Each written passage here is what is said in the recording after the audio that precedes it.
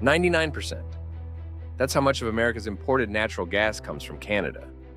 Every other country on Earth put together makes up the rest. Think about what that means. The most powerful country on the planet, with the biggest military and the biggest economy, buys gas from exactly one supplier. Not a mix of trading partners, not a backup plan. One neighbor sending gas south every single day through pipes that most Americans have never thought about for 1 second in their lives. In 2025, Canada pushed 8.6 billion cubic feet of gas a day across that border.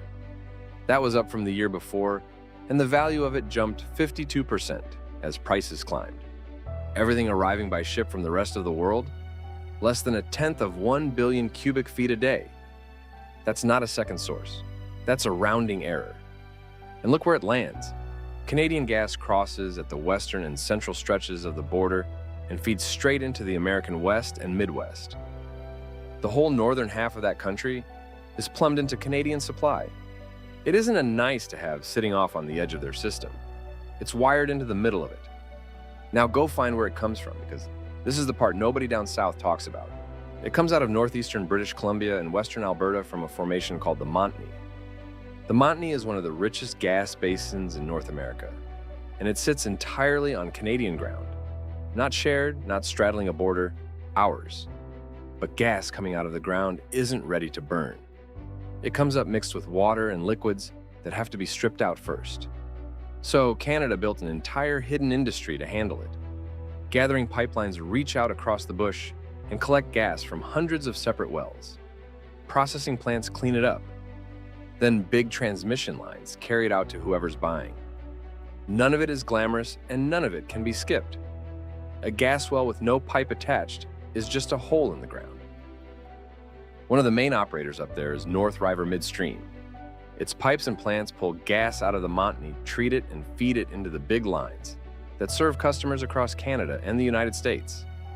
Brookfield bought those assets from Enbridge in 2018 for about 4.3 billion Canadian dollars. This July, Reuters reported Brookfield was quietly testing the market to sell that business for around 7 billion. That price jump says everything. Canada has been painfully slow at approving big new pipelines for years, which means you cannot simply go build a replacement for this stuff. Investors have figured that out. They're not pricing these systems like something you could rebuild. They're pricing them like something irreplaceable. The Americans are hooked into infrastructure that literally cannot be copied. So here's the question that matters. Could America just replace Canadian gas if the taps ever closed? Not without a world of pain.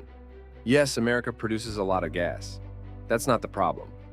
The problem is where it produces it. The gas comes out of Texas, Louisiana, and Appalachia. The homes that depend on Canadian gas are in Minnesota, Michigan, Washington State, and across the northern tier. That's thousands of kilometers apart. And the pipes that would carry southern gas to those northern markets at that volume do not exist. You cannot move gas by wishing. It travels through steel or it doesn't travel at all.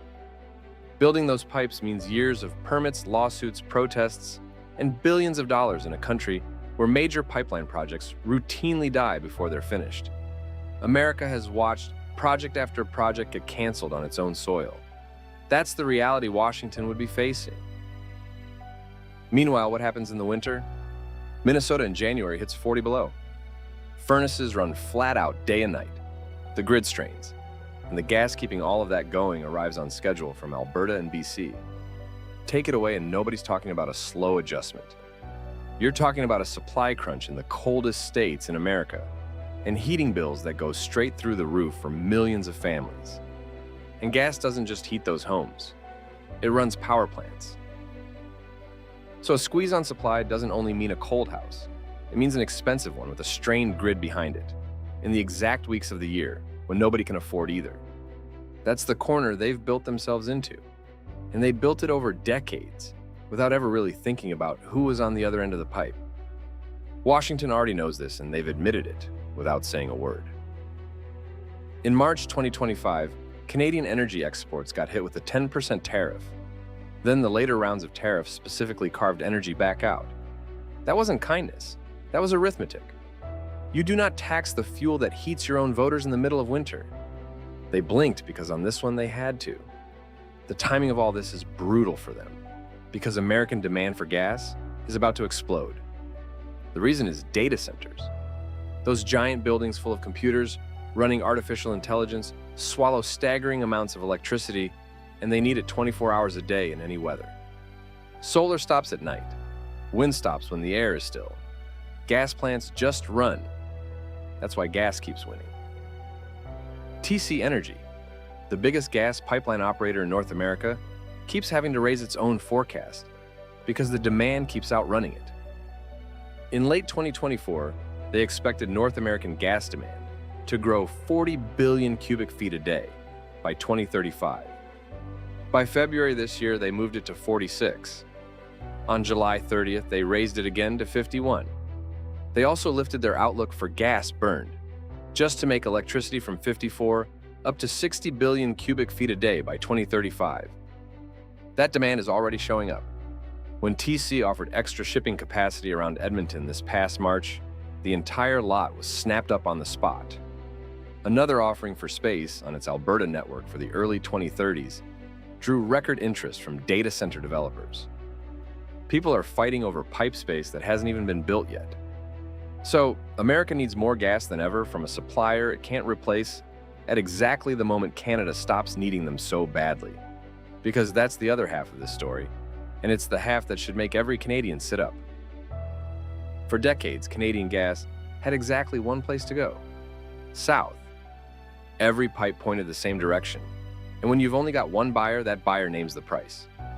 Canadian producers took whatever the American market handed them, because what else were they going to do? That just changed. LNG Canada, the export terminal at Kitimat on the BC coast, shipped its first cargo in June 2025. A second production train fired up in November. By late February this year, it had shipped 50 cargoes. For the first time in history, Alberta and BC gas can be chilled into liquid, loaded onto a ship, and sold straight to Japan, Korea, and China, without ever touching American soil. And the Americans have already run the numbers on what that does to them. Their own Energy Information Administration now expects pipeline imports from Canada to fall from 8.6 billion cubic feet a day down to about 8.0 by 2027. The reason they give? Canadian West Coast LNG terminals ramping up and taking that gas for export instead. Read that one more time. American gas imports from Canada are forecast to drop. And it's not because America found a new supplier. It's because Canada found new customers. That's leverage, and Canada has never had it before. Every cargo that sails out of Kitimat is gas that isn't going south. Every new Asian buyer is one more reason Canadian producers don't have to accept whatever price Washington feels like offering. The country that spent a century digging things up and selling them cheap to the neighbor is finally building a second door. And Asia's hungry. Japan, Korea, and China all want gas that doesn't come from Russia and doesn't have to sail halfway around the world through choke points that can be shut. A ship leaving Kitimat reaches Asian ports far faster than one leaving the American Gulf Coast because it never has to go through the Panama Canal. Canada's West Coast is closer to those buyers than almost any competing supplier. That's a permanent geographic advantage nobody can take away. None of this means the lights go out in America tomorrow. They've got the resource and the money and the engineers, but they cannot flip a switch and replace what comes down those pipes. They'd need new infrastructure across half a continent, years of fighting to build it, and they'd be doing it while their own demand climbs faster than anyone predicted 2 years ago. So the next time somebody says, Canada needs America more than America needs. Canada, remember the furnace running in Michigan tonight. Remember the 99%. Remember that the pipes only point one way and the country at the top of them just learned it has somewhere else to sell.